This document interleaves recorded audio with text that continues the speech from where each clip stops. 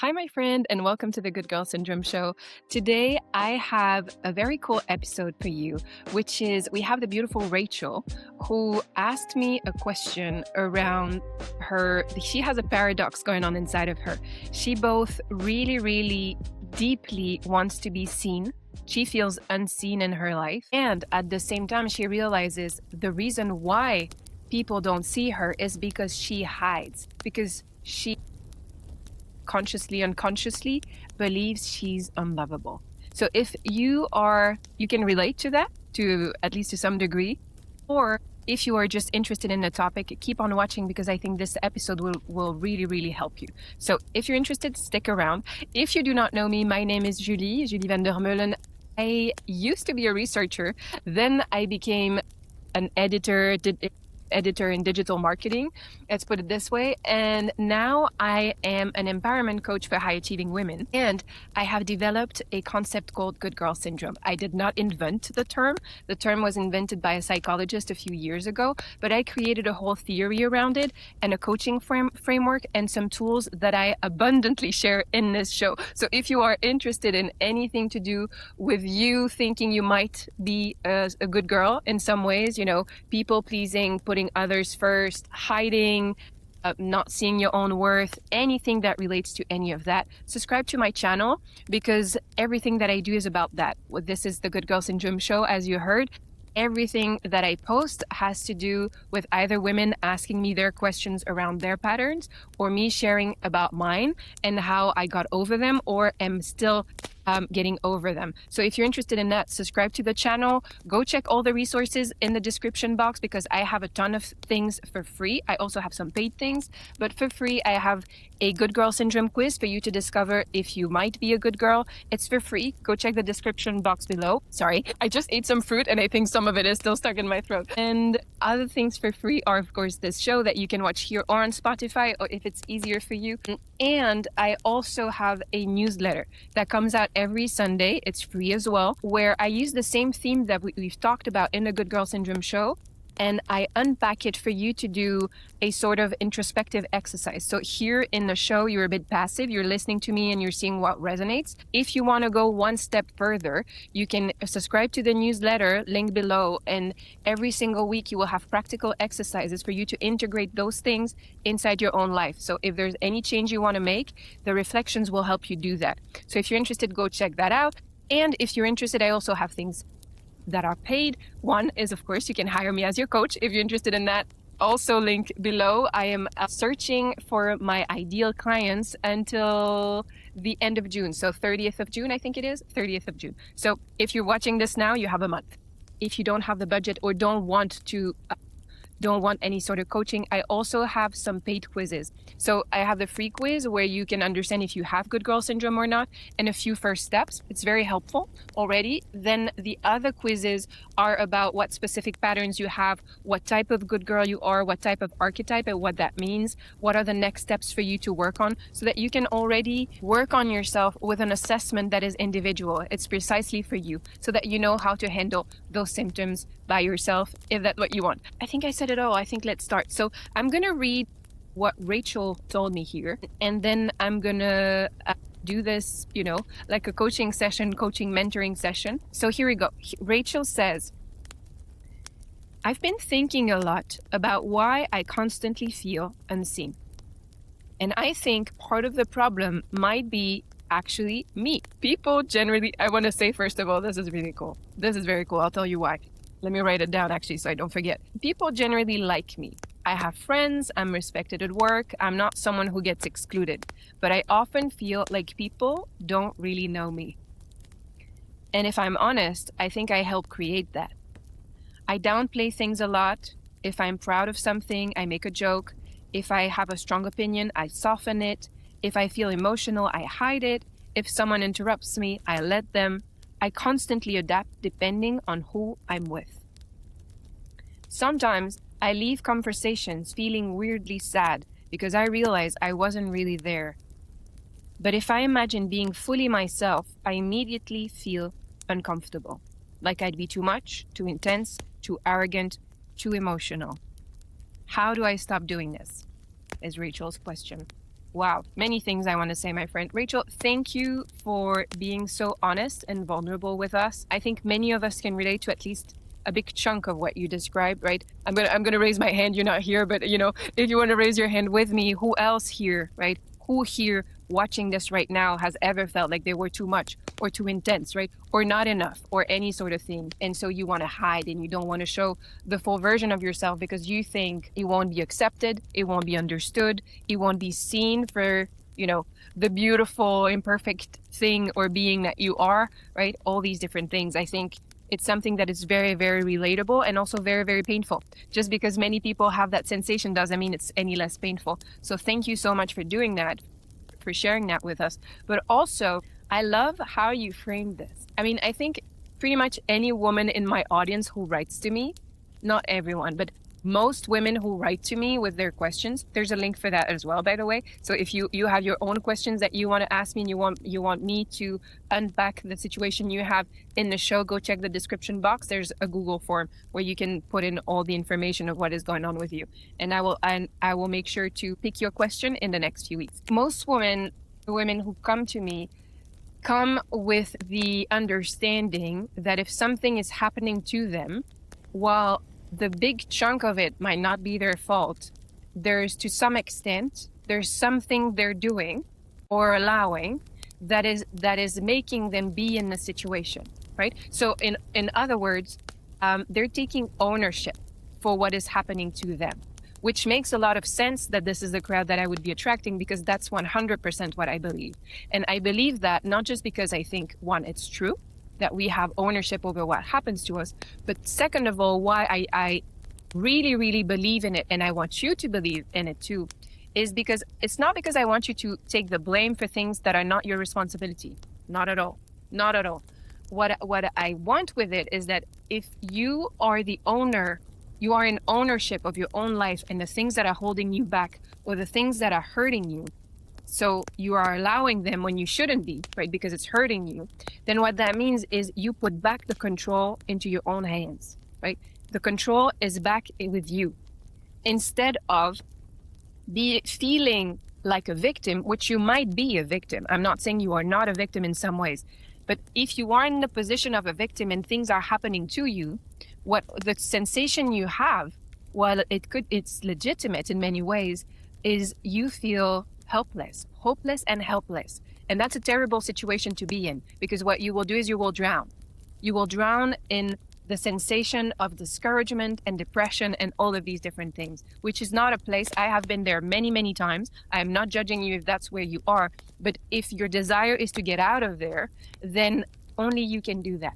Other people like me here, I can help you with it, but you need to decide that you will take ownership for what is happening to you. You need to really start believing that you are in charge of your own life and you have ownership over what is happening to you, which doesn't mean it's your fault when something bad happens to you, but it means that you have some sort of control. Like, there's one thing that you can always be in control of, even if it feels like you can't right now, which I can also very, very much relate to.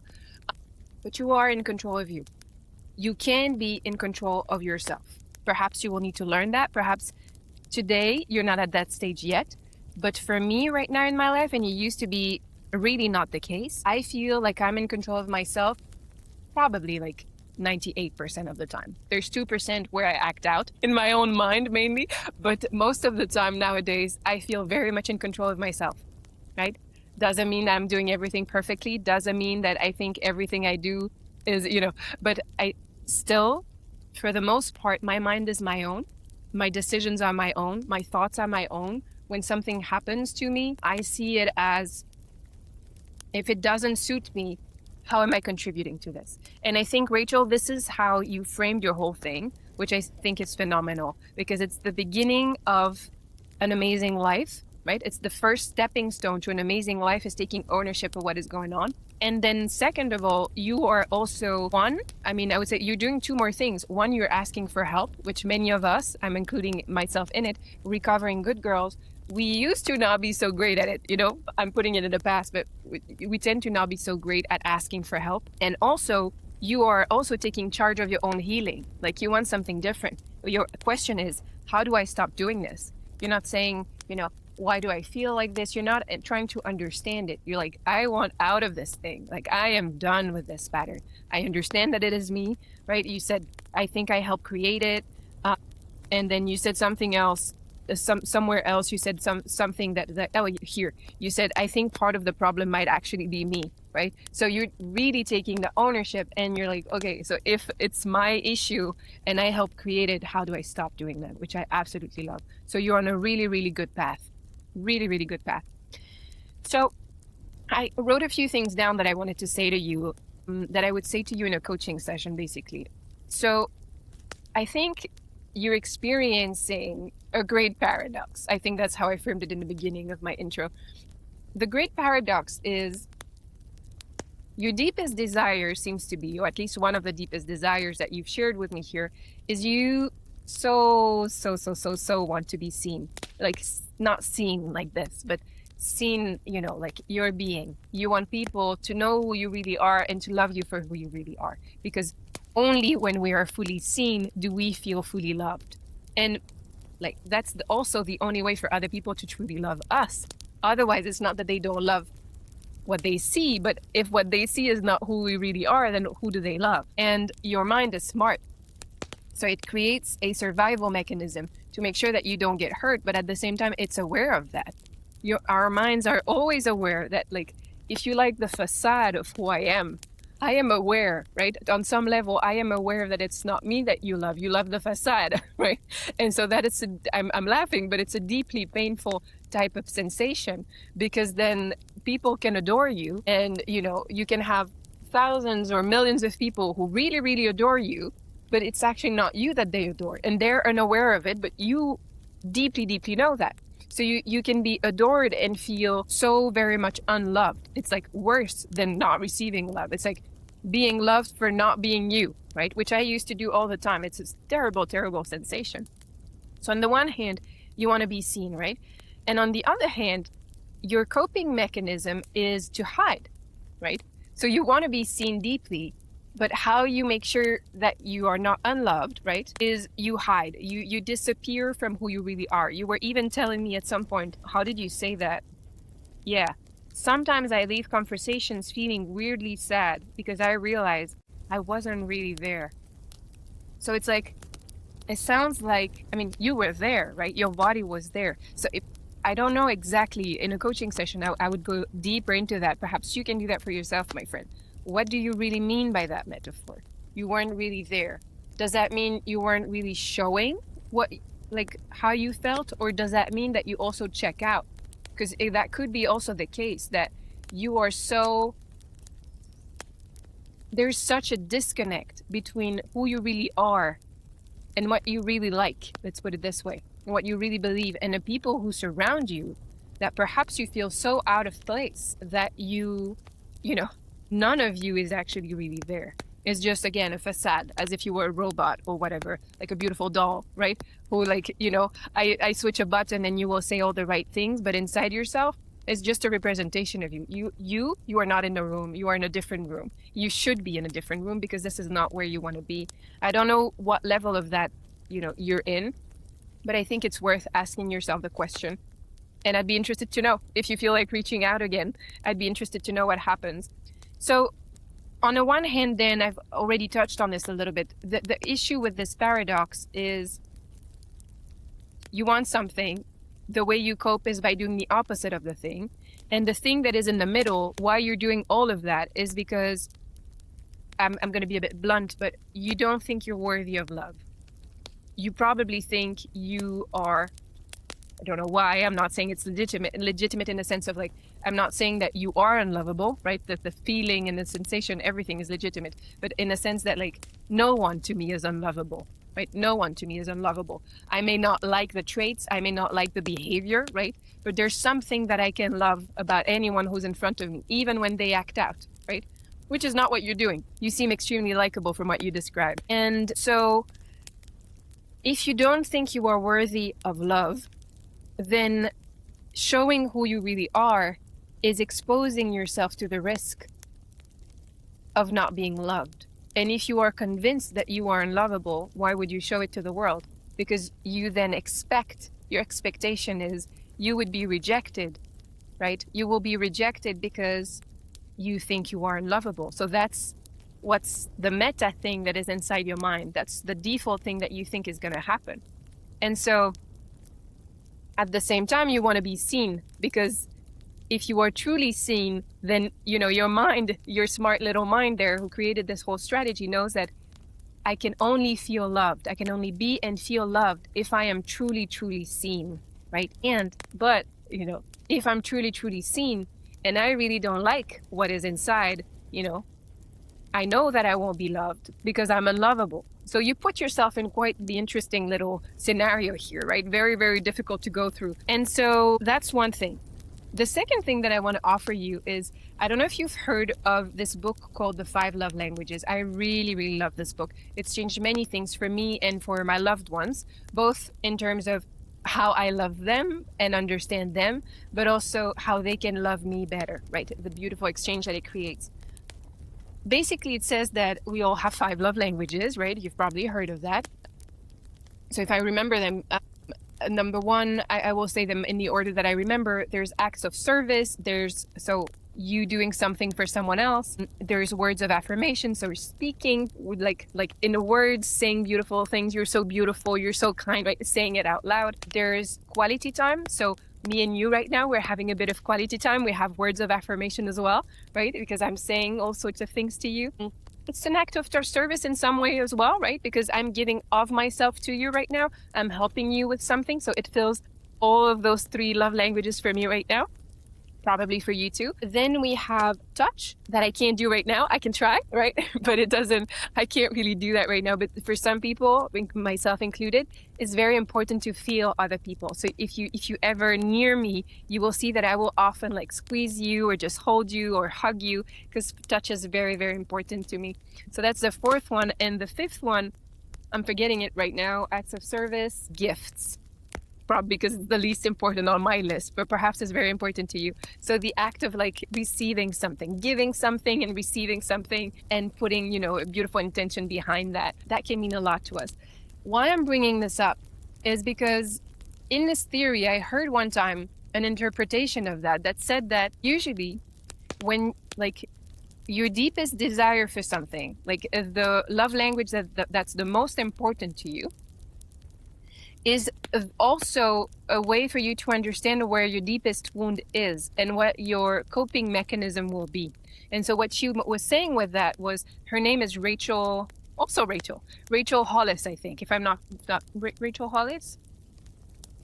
Yeah, I think it's Rachel Hollis, if I'm not mistaken. I used to read all her books. I really, really love this person. She's fantastic. If you want to follow her, go. I haven't seen her in 2 years, but I'm sure she's as fantastic as she used to be. And she mentioned that she discovered in a therapy session that for her, the biggest thing was quality time, like me. So my 2 biggest ones are touch and quality time, and words of affirmation right below. And so she was saying something that really hit me, because I do the same thing.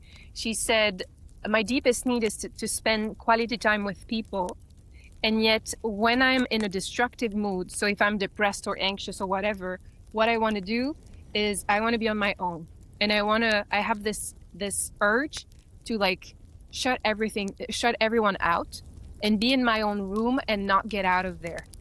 And she was saying, and the solution to my problem is then I actually have to go the opposite way of what my destructive sensations are telling me to do, and to do the opposite, because I now know that what I need is quality time, is to spend time with others and to not be on my own. It doesn't, it can just be with one person or with your dog or whatever, right? Or if you're spiritual, it can also be connected to nature. It can be connected to whatever it is that you feel connected to. But basically, don't stay in your own room by yourself for 7 days, right? This is not going to help you. And I thought that was really, really interesting. And I've been using it in my coaching sessions. I just used it a few weeks ago again, because I find that I can apply it to many things. That oftentimes I have the privilege of being in a position where women tell me their stories, right? And I can hear their patterns because they're very vulnerable with me. And oftentimes I see that the solution to a lot of their problems, one, is within them. They have the solution to their own problems. I'm more of a mirror, right? And the second thing is that oftentimes the solution is the exact opposite of the urge that they have when they're in a destructive mood.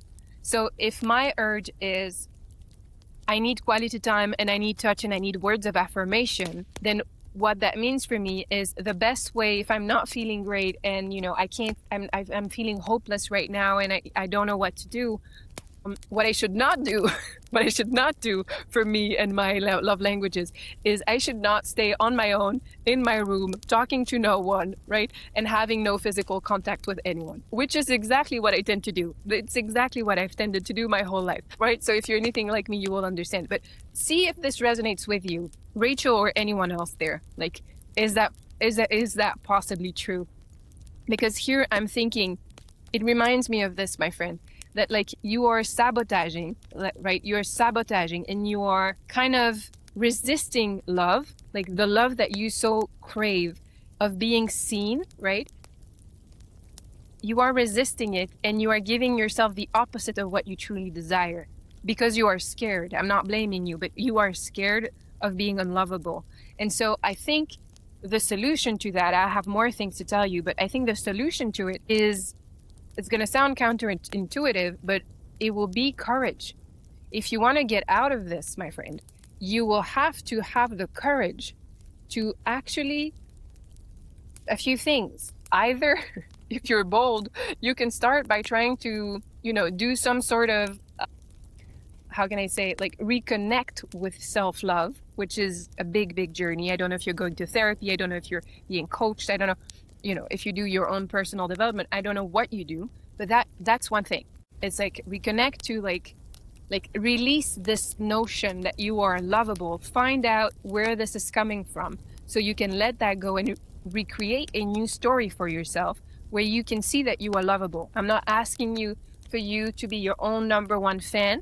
I hope you will be one day, right? That you will be your own favorite person, if I can say it like that. Sounds egotistical, but I mean it in the most beautiful way, that there's something where nothing can really happen to you inside yourself. Like nothing can shake you in the same way when you are your own friend. You know what I mean?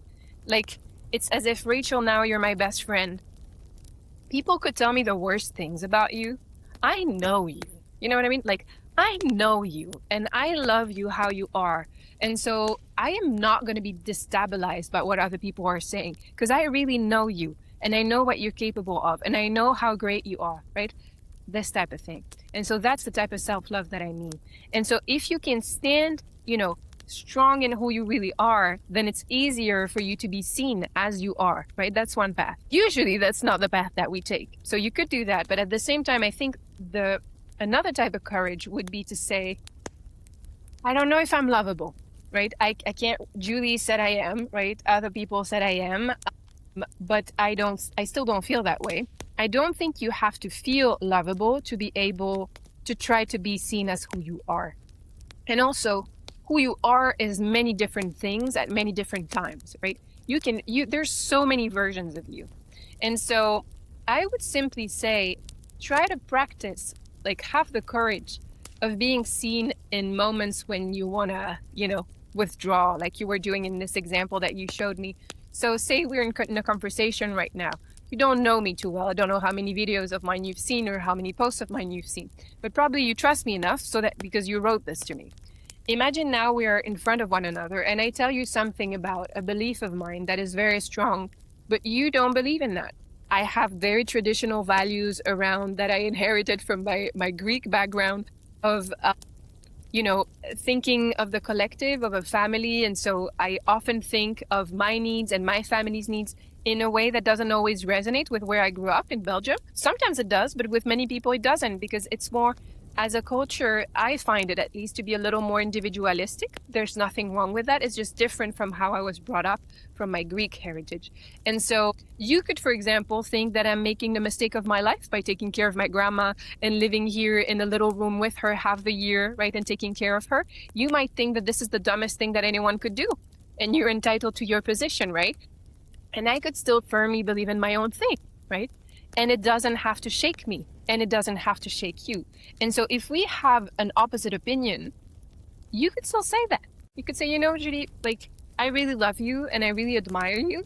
And I think you're a very smart woman, but I personally, I don't want to take care of my own grandma, you know? And it's an unpopular thing to say to me when I'm in front of you and I've based my whole life for the past 2 years and a half around my grandma, right? So it takes courage to say that out loud.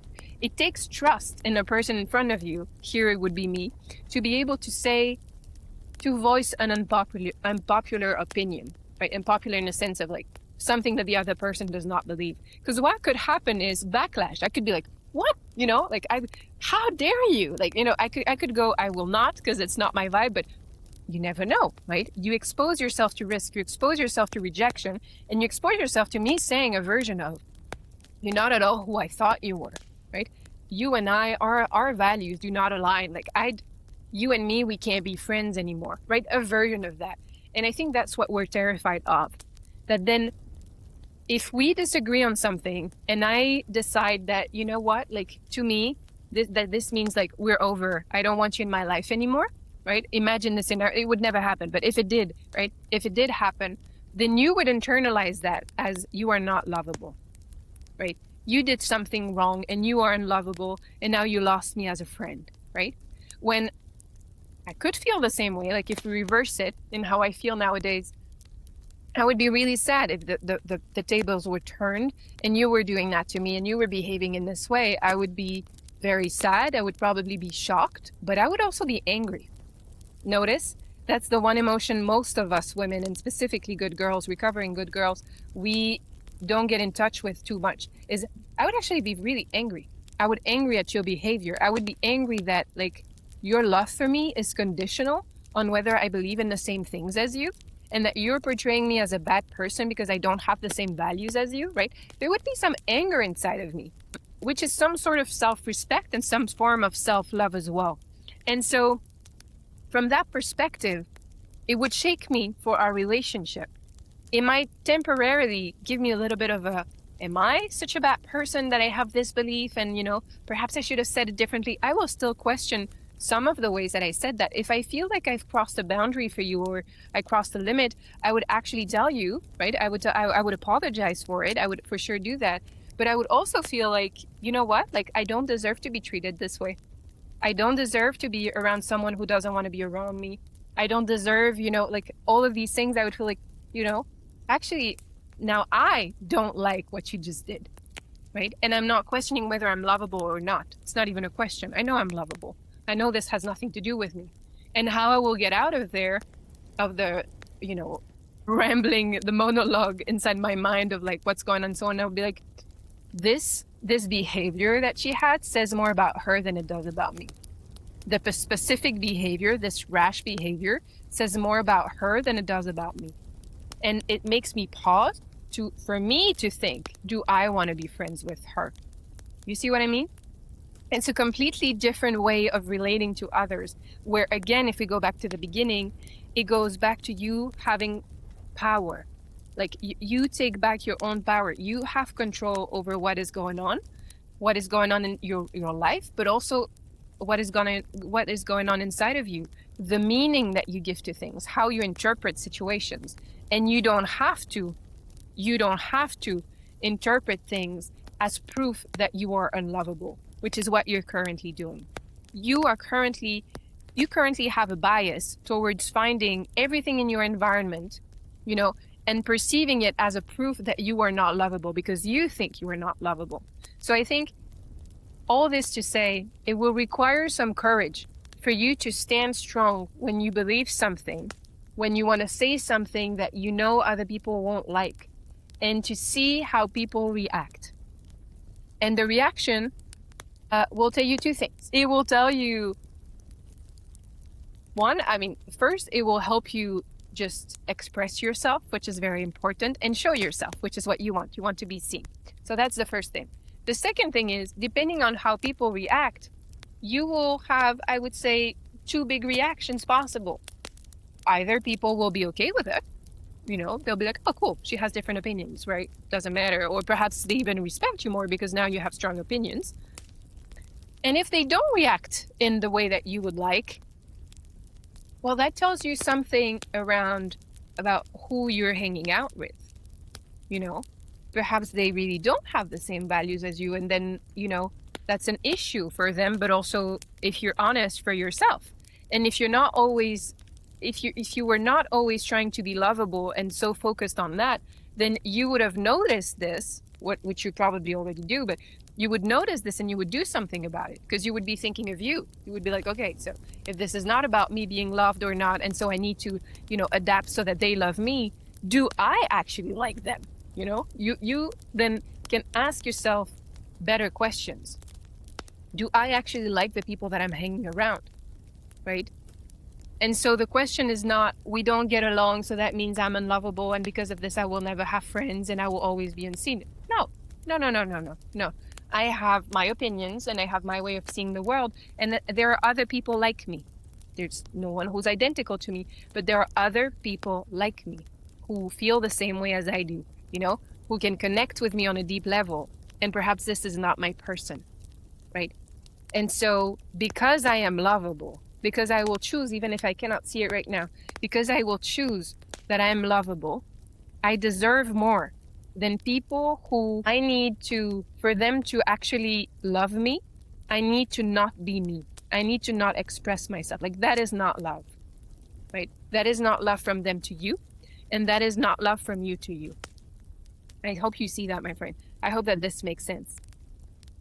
The other thing that I would say is, I'm looking at my notes because I see that I've been talking for a while and I don't want this episode to be too long. If I had one more thing to say, what would I say to you? Yeah, I think I'll end with this. I can say way more. Perhaps I'll take some of this and do it for the Sunday episode. I'll end with this, my friend. I have so much empathy and compassion for you right now. First, because I genuinely understand how you feel. I may not have had the exact same situation. I'm sure I didn't. But I have had many versions of that for most of my life. I just turned 35, by the way, just a few days ago. So not a few days ago. When was that? Was it yesterday? I think my birthday was 2 days ago. Yeah, cool. We're the 24th. So 2 days ago was my birthday, and I'm 35 now. And I think I have felt unloved and unlovable for, I would say, 32 years of my life, something like that. I've been working on it for a while, but I'm really starting to feel it. It started when I was 30, much better when I was 32. And every year that passes that I'm on this journey, I feel more and more lovable in ways that I didn't know I needed. You know what I mean? So there's always another level. I'm on this journey too. That's what I'm trying to say. I'm on this journey too. I have no judgment for what you're going through and how you're feeling. But I just want to say that I have so much compassion for you right now, because I don't know where this is coming from. I'm sure that you have good reason to feel the way that you do, but you've put yourself in a situation that is very, very, very sad for a human being to have, which is what you're describing is a sensation of loneliness. You are feeling lonely, and you are feeling lonely around people. And to me, I don't know about you, but to me, it's been one of the hardest types of loneliness that I've ever felt. For me, I have no fear of being on my own. I don't feel lonely when I'm on my own. The moments I felt the loneliest in my life was around people who, like you, what you were describing, liked me. They liked the version of me that I was showing, and I felt so lonely inside myself in those moments. And I think a lot of my patterns of being a hermit, I think some of it is just how I am and how I was, brought up.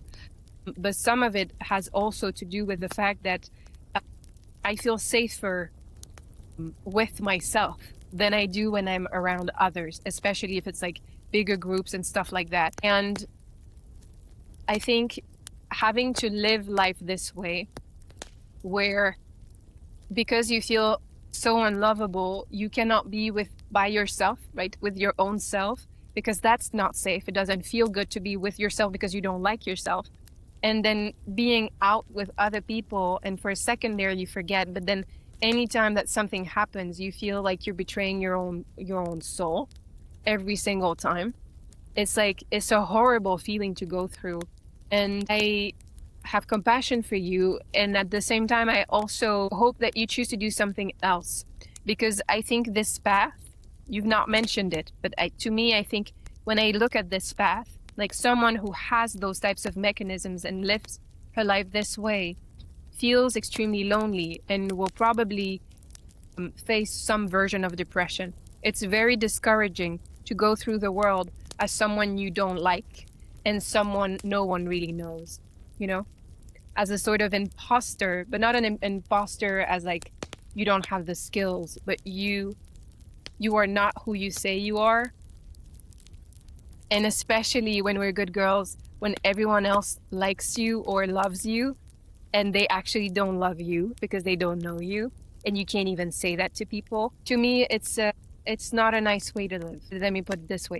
It's not a nice way to live, and I think you deserve much, much better. I think you deserve a life where you are cherished, first and foremost by yourself, but also by everyone around you.